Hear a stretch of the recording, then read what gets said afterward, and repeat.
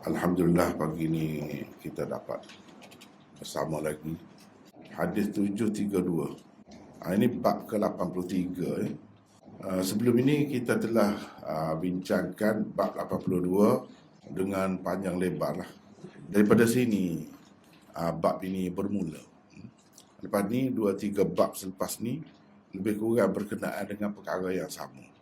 Jadi perlu diperjelaskan terlebih dahulu secara ringkas tentang bab yang pertama dalam nota ni lah.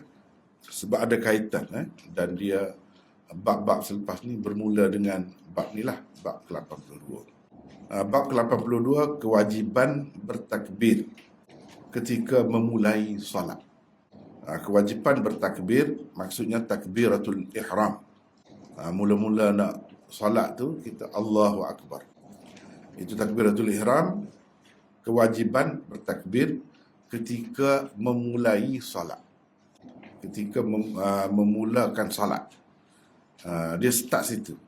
Dan kita telah bincang panjang di sini. Tengoklah berapa muka surat ni. Daripada 1235 sampai sini. Banyak rupanya sudah baca semua ya. Sampai 1245. Banyak lah, panjang. Itu telah kita bincangkan sebelum ini. Jadi bab 83 ni masih lagi berkenaan dengan angkat tangan. Kewajiban bertakbiratul ihram ketika memulai salat. Takbiratul ihram tu ucapkan Allahu Akbar. Itu mengikut Imam Bukhari wajib. Pendapat-pendapat lain telah kita bincangkan sebelum ni. Sila lihat di dalam nota ni lah. Tapi bagi Imam Bukhari ia adalah wajib. Ucapan tu, bukan angkat tangan. Bukan angkat tangan. Tetapi ada kan angkat tangan tu. Angkat tangan tu apa hukum je. Lepas tu Imam Bukhari akan buat bab. Sampai ke mana nak angkat? Sini, sini, sini. Atau lebih lagi ke macam mana? Dia ada bab yang berasingan. Tapi berkenaan dengan angkat tangan. Seterusnya angkat tangan ni dalam solat tu ketika takbiratul ihram sahaja ke? Atau ada lagi pada tempat-tempat yang lain? Dia akan adakan bab yang berasingan. Tetapi angkat tangan ni bermula dengan takbiratul ihram. Mula-mula ni. Bab 82 tadi. Di situ kita dah bincangkan. Ada yang kata wajib, ada yang kata sunat sahaja. Macam-macam di situ. Hari ini insya-Allah kita akan bincangkan bab 83. Terlebih dahulu saya baca lah. Kemudian baru kita bincangkan insya-Allah.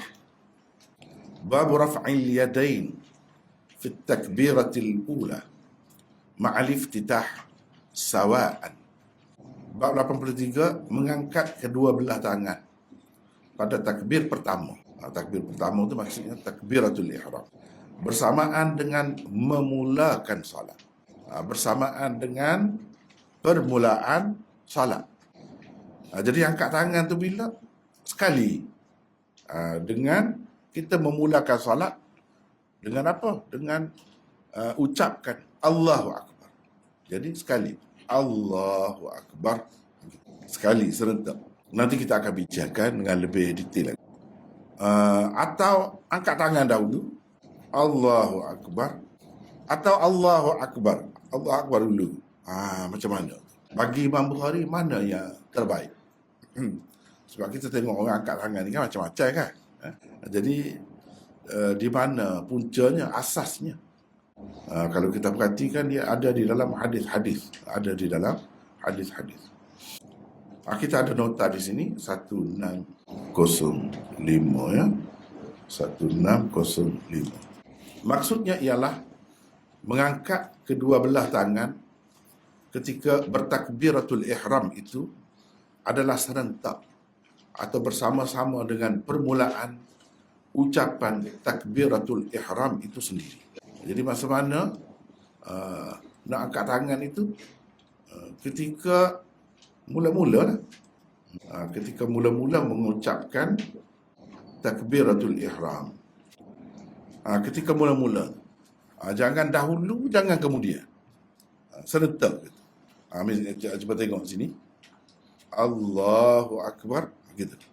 atau Allahu Akbar. Sekali tu angkat tu. Angkat tu, jangan angkat dulu. Lepas tu baru takbir. Atau takbir dulu, ucap dulu, lepas tu baru angkat. Serentak. Ini maksud Imam Bukhari. Tidak sebelumnya dan tidak juga selepasnya. Takdir perkataan sawa'an di dalam tajuk bab ini kan, kalau kita tengok ni, raf'il yadain fi takbiratil ula ma'al iftitahi sawa'an. Apa makna sawa'an?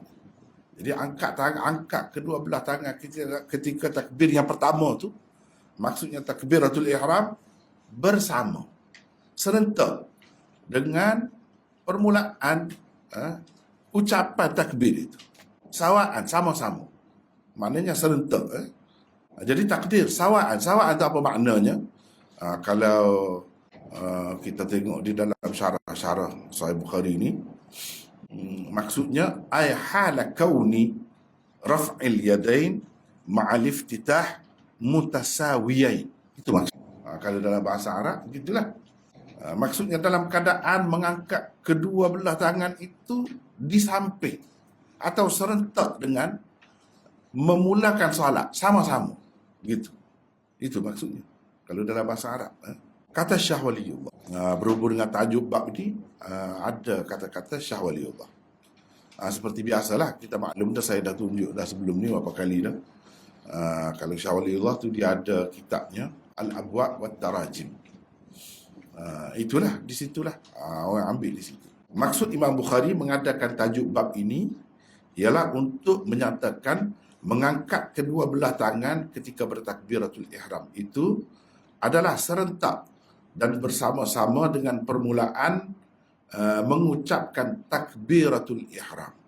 Tidak terlebih dahulu daripadanya dan tidak juga terkemudian daripadanya. Jadi Allahu Akbar, letak. Bukan letak dah baru tak habis lagi. Atau sebaliknya. Betul-betul sama. Mula, hujung pun sama. Dengan ra, akbar. Hukum mengangkat kedua belah tangan ketika bertakbiratul ihram itu adalah sunat di sisi jumhur ulama. Takbiratul ihram tu wajib. Walaupun kita dah bincang dah, ada yang kata sunat, tapi yang kuatnya wajib. Angkat tangan itu sunat. Tak angkat pun tak apa. Allahu Akbar. Tu. Boleh. Sah. Tapi di sana ada perbincangan lagi lah. Ada perbincangan. Ada yang kata sampai fardu. Tak sah semaya kalau tak angkat. Jadi untuk meraih pendapat tu, walaupun kita pegang, katakanlah kita faham sunat, angkatlah juga. Gitu. Kena jagalah pendapat tu. Tapi kalau tak angkat pun solat itu sah. Sah. Itu kata Syah Waliullah. Dengan mengadakan tajuk bab ini, Imam Bukhari mahu mengisyaratkan kepada dua masalah khilafiyah yang masyhur di kalangan ulama. Cuba tengok, Imam Bukhari dia buat tajuk gitu kan. Tapi bila kita bahas, pergi dalam, dalam. Jauh pergi. Sebenarnya dia nak isyarat kepada dua masalah khilafiyah. Masalah khilaf di kalangan ulama. Pertama, berkenaan dengan masalah mengangkat kedua belah tangan ketika memulakan salat. Beliau telah mengisyaratkan kepadanya menerusi bahagian pertama tajuk bab, iaitu raf'il yadain fit takbiratil ula. Mengangkat kedua belah tangan pada takbir yang pertama. Maksudnya takbiratul ihram lah. Bila kita belajar Sahih Bukhari kan, kita bertemu dengan tajuk ni, kita sepatutnya kena bagi. Tajuk ni ada berapa bahagian dia? Kalau kita nak analisa lah. Gitu caranya. Jadi tidak seperti kitab-kitab lain. Kadang-kadang kita tak itu sangat lah. Tak perlu mendalami sangat. Tapi kalau Bukhari jangan. Tajuk dalam kitab-kitab hadis ni yang paling susah, yang paling bermakna, Sahih Bukhari. Susah pun dia, tapi paling bermakna. Sehingga nak faham tu 2-3 muka surat kena bincang. 2-3 muka surat, kadang-kadang 10 muka surat, tak habis lagi. Situlah orang faham. Allah. Jadi sini kalau kita tajuk ni kita bagi kepada dua. Sini satu, Satu masalah. Yang kedua, ma'alif titah isawa'an. Ini bahagian yang kedua. Melalui bahagian pertama yang tadi, dia nak cerita apa? Melalui bahagian yang kedua, dia nak cerita apa? Gitu. Ringkasnya, pendek, tapi cukup bermakna. Pertama, berkenaan dengan masalah mengangkat kedua belah tangan ketika memulakan salat. Beliau telah mengisyaratkan kepadanya menerusi bahagian pertama tajuk bab. Tadi itu tajuk bab lah tu, iaitu raf'il yadain fit takbiratil. Walaupun mengangkat tangan ketika memulakan salat itu menurut jumhur ulama adalah suatu yang diijma' tentang ia memang disyariatkan, yakni masyru'iyahnya, tentang masyru'iyahnya. Kalau dalam bahasa Arab kita kata begitulah. Namun masih terdapat khilaf di kalangan ulama tentang hukumnya. Dari segi disyariatkan itu memang semua terima, ijma'. Angkat tangan tu ada, semua terima, ijma'. Cuma hukum dia menurut jumhur ulama suatu yang diijma'kan, namun masih terdapat khilaf tentang hukum. Apa hukumnya? Wajib ke? Fardu ke? Sunat ke? Harus ke? Macam mana? Ibnul Munzir dan lain-lain adalah tokoh ulama yang telah menukilkan ia adalah salah satu perkara yang diijma'kan. Ini termasuk dalam perkara ijma' juga. Walaupun ada lah, tapi sikit-sikit lah. Kalau kata ijma' tu banyak, begitulah. Ada yang tidak setuju, tak apalah itu tu. Tapi secara umumnya begitu. Bukan Ibnul Munzir sahaja yang sebut begitu. Imam Nawawi dan lain-lain pun sebut. Jumhur ulama berpendapat, ini dari segi hukum, dari segi hukum. Timur dah ada tu. Tapi hukumnya berbeza-beza pada pandangan masing-masing. Jumhur ulama berpendapat mengangkat tangan ketika memulakan solat itu sunat hukumnya. Seperti Syah Waliullah kata tadi, sunat. Itu jumhur ulama. Bermakna Imam Bukhari ini sependapatlah dengan jumhur ulama. Dia tidak menyalahi jumhur ulama dalam masalah ni. Dia nak cerita tu. Sementara Ibnu Hazm dan sekumpulan ulama pula berpendapat ia adalah fardu. Mana sembahyang tak sah, seperti tak baca Fatihah lah. Al-Humaidi ni guru Imam Bukhari. Hadis mula-mula sekali dalam Sahih Bukhari, Humaidi, Imam Bukhari ambil daripada dia. Daud Az-Zahiri, Ibnu Khuzaimah, pengarang Sahih Ibnu Khuzaimah, Ahmad bin Sayyar Al-Barwazi dan lain-lain pula dinukilkan berpendapat ia wajib. Jadi ada yang kata fardu, ada yang kata wajib. Lain. Fardu dengan wajib ni lain. Wajib ni rendah sikit daripada fardu.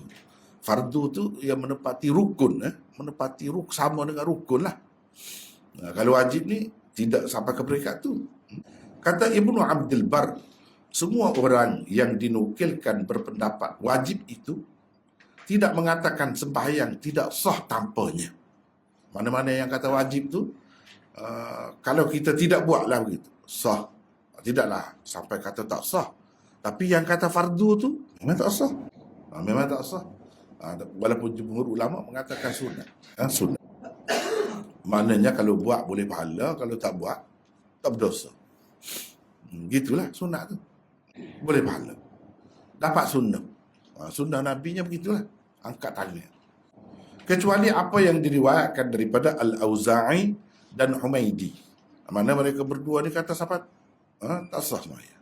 Sahabat tak sah sembahyang. Tapi yang lain-lain tu yang kata wajib tu tidaklah sampai begitu.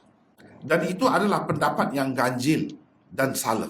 Ini mengikut Ibnu Abdul Bar. Mengikut Ibnu Abdul Bar. Jadi dia kata begitulah. Mengikut Ibnu Abdul Bar.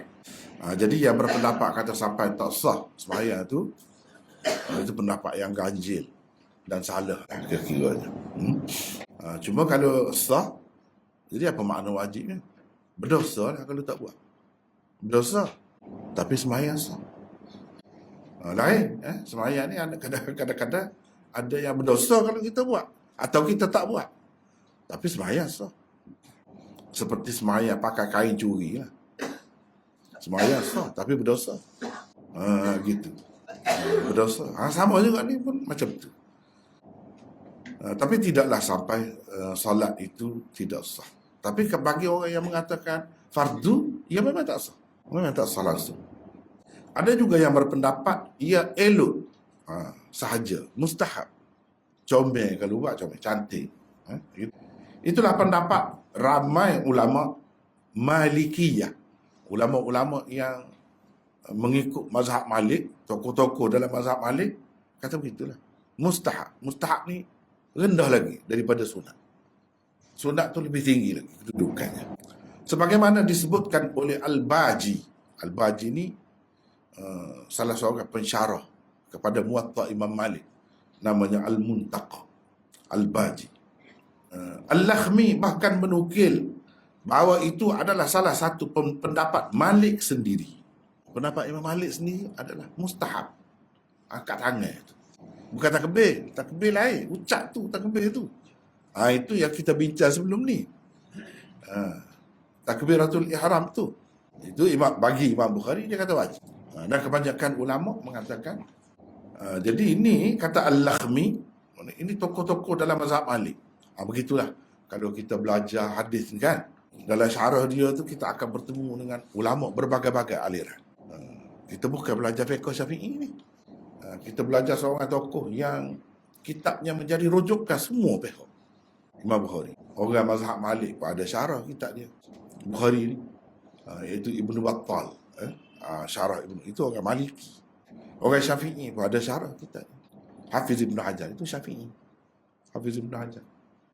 Orang Hanafi pun ada syarah juga. Hanafi. Umdatul Qari itu Al-Aini. Syarah Bukhari orang Hanafi. Mazhab Ahmad pun ada.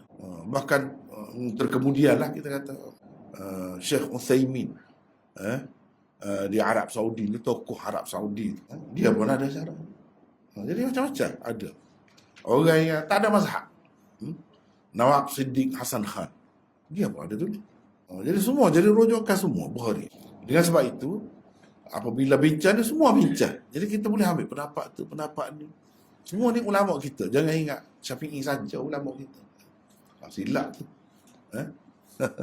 Silap tu. Bahkan saya sebenarnya lah lebih setuju cara Perlis. Dia awal lagi 4 mazhab selalu. Itu pertama. 4 mazhab bukan bagi saya zaman sekarang ni, zaman serba maju dah, kita tak ke mana dah pergi, macam-macam masalah yang orang Islam hadapi. Sepatutnya begitu. Sepatutnya begitu. Tak perlu mazhab. Menyempitkan. Susah. Kalau kita letak 4 dulu lagi, senang. Banyak luar lah. Lepas tu kalau ada lagi di luar daripada 4 tu, pendapat dia lebih tepat, lebih sesuai, pakai itu. Dia gitu. Setengah-setengah negeri itu dia Syafi'i gitu. Lepas tu kalau ada perlu nak baru pergi. Itu pun tak lari daripada 4 mazhab. Banyak sebenarnya hak berguna kepada masyarakat di luar daripada 4 mazhab. Di luar. Bukan di luar daripada Syafi'i itu. Memang banyak lah tu. Di luar daripada mazhab 4 pun banyak. Kalau kita tak ambil, ketinggalan. Ketinggalan. Jadi dengan sebab tu bila kita baca kitab Sahih Bukhari, kita akan bertemu macam-macam ulama. Ni Maliki semua ni. Maliki dia. Sebab cerita mazhab dia. Cerita mazhab dia. Ibnu Abdul Bar Malik. Ni begitu. Al-Baji Maliki. Orang-orang dalam mazhab Malik. Banyak, bukan sebuah tu. Yang saya sebut tu sebuah-sebuah lah. Yang mewakili. Banyak lagi yang lain. Sebab syarah Bukhari ni lebih 100. Lebih 100 buah. Satu-satu tu 20 jilid pun ada. 20 jilid pun ada. Yang dibuat di Pakistan tu dalam bahasa Urdu. Banyak bahasa Arab pun banyak. Masuk, kalau campur dengan bahasa Urdu lagi banyak lah. Lagi banyak. 30 jilid dah. Tak siap lagi. Tu yang dia mati. Syekhul Hadis yang asal tu mati. Anak murid sambung. Itu bagi saya yang terbaik. Kalau yang ada dalam bahasa Urdu. Kashful Bari. Dalam buat hijrah ni saya banyak rujuk situ juga. Saya banyak rujuk situ. Itu antara yang terbaik lah zaman sekarang. Kalau Sahih Bukhari. Syarah Sahih Bukhari. Kata Ibnu Al-Arabi di dalam Aridatul Ahwazi. Ini pun Maliki. Mazhab Malik ni. Aridatul Ahwazi ini syarah kepada Tirmizi, Sunan Tirmizi. Ibnul Arabi, ini anak murid Imam Ghazali. Anak murid Imam Al-Ghazali yang masyhur, Ibnul Arabi. Dia kata para ulama berbeza pendapat tentang mengangkat kedua belah tangan ketika bersalat. Sehingga ada 5 pendapat mereka. Kata dia. Pertama, ia tidak diangkat sama sekali ketika bersolat, termasuk ketika bertakbiratul ihram. Ini benar. Satu. Ada. Kalau kita tengok macam tu, tak usah pelik.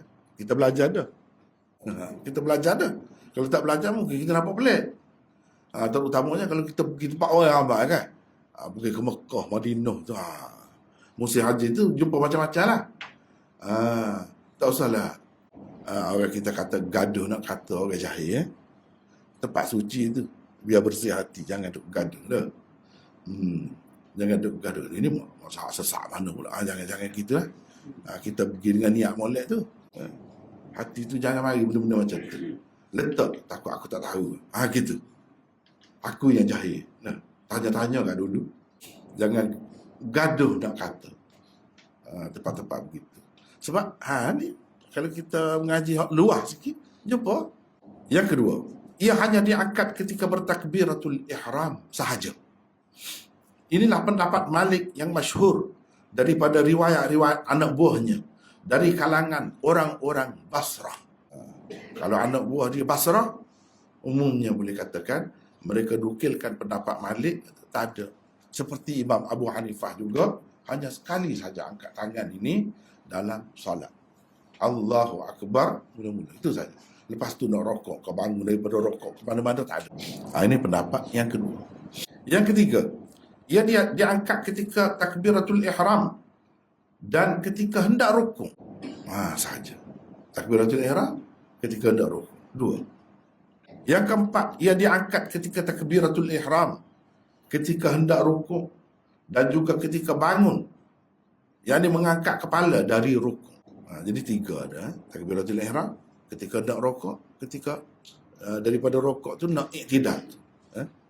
Sambil-sambil bangun tu, itu angkat tangan. Yang kelima, ketika bangun daripada rakaat kedua solat untuk ke rakaat ketiga. Kalau sembahyang lebih daripada 2 rakaat lah. Kalau sembahyang 2 rakaat tak timbul lah ni, tak ada lah ni. Kalau sembahyang 3 rakaat ke seperti maghrib, atau 4 rakaat ke seperti isyak dan lain-lain, bila bertahiyat tu, selesai tu bangun nak pergi rakaat ketiga tu, Allahu Akbar, akad. Lepas tu baru dakat qiyam, baru baca Fatihah. Maknanya ada 4 lah. 4. Yang ni kata ada 40. Selain daripada tempat-tempat yang tersebut sebelum ini, maknanya campur dengan ni 4 lah. Dan inilah yang diriwayatkan oleh Ibn Wahab daripada Malik. Pendapat Malik pun ada begini. Itu diriwayatkan oleh muridnya Ibn Wahab. Maknanya takbiratul ihram ketika nak rukuk, ketika angkat kepala daripada rukuk nak pergi iktidal, dan ketika bangun daripada rakaat yang kedua selepas tahiyat. Dan ini juga sebenarnya adalah pendapat ulama-ulama Syafi'i kemudian, bukan Imam Syafi'i yang bangun daripada rakaat kedua. Imam Syafi'i dalam Al-Um 3 saja. Yang tadilah takbiratul ihram ketika nak rukuk, ketika angkat kepala daripada rukuk, itu saja. Imam Syafi'i sendiri sebut. Tapi orang-orang kemudian, tokoh-tokoh dalam mazhab Syafi'i terima satu lagi seperti inilah, iaitu nak bangun daripada rakaat kedua setelah bertahiyat, ada angkat tangan. Dan ini pendapat Imam Malik berdasarkan riwayat muridnya Ibn Wahab. Yang kata tadi satu saja Imam Malik angkat ketika takbiratul ihram, itu berdasarkan riwayat Ibnul Qasim di dalam Al-Mudawwanatul Kubra. Dalam Muwatta ada 3 tu ada. Riwayat yang menyebutkan 3 angkat itu ada. Tetapi dalam mazhab Malik ni yang muktamadnya ialah apa yang tersebut di dalam kitab Al-Mudawwanah.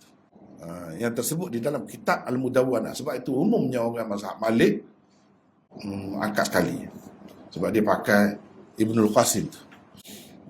Padahal Ibnu Wahab ni sama seperti Imam Bukhari, sama seperti apa namanya, orang-orang Syafi'i. Kita kena kata gitu, bukan Syafi'i. Syafi'i lain, Syafi'iyah lain. Sebahagian besar daripada Syafi'iyah terima yang keempat tadi. Imam Malik pun berdasarkan riwayat Ibnu Wahab terima keempat-empatnya. Tapi dalam Muwatta ada yang tiga tadi. Tiga. Jadi ada beberapa lah maknanya riwayat daripada Imam Malik. Ada yang kata dia diterima satu saja takbir. Ada yang kata dia diterima 3. Ada yang kata dia terima 4. Angkat tangan itu dalam solat. Jadi ada macam-macam. Tapi kalau Imam Abu Hanifah memang tak, satu ya pendapatnya. Mula-mula saja, lepas tu tak ada dah. Lepas tu kalau kita tengok nanti kita bincang ni, kita akan bertemu lah hadis-hadisnya. Ada macam mana pula? Macam mana Imam Abu Hanifah tak pakai? Dia ada hadis lain. Gitu. Dia ada hadis lain. Bukan tak ada hadis, ada. Cuma Imam Bukhari tak mahu pakai cara dia tu. Sebab apa? Bagi Imam Bukhari ni kuat ni. Yang sebut 3 ni, bahkan 4 tu kuat. Ada hadis yang kuat. Yang kata angkat tangan sekali tu tidak setinggi, tidak setara dengan hadis-hadis ni. Walaupun sahih, tapi tidak sesahih yang tersebut di dalam Sahih Bukhari. Sebab itu Imam mereka kata yang lain-lain yang semua ni semua mansukh semua. Semua mansukh. Jadi yang ada hanya ketika mula-mula saja. Yang lain-lain mansukh.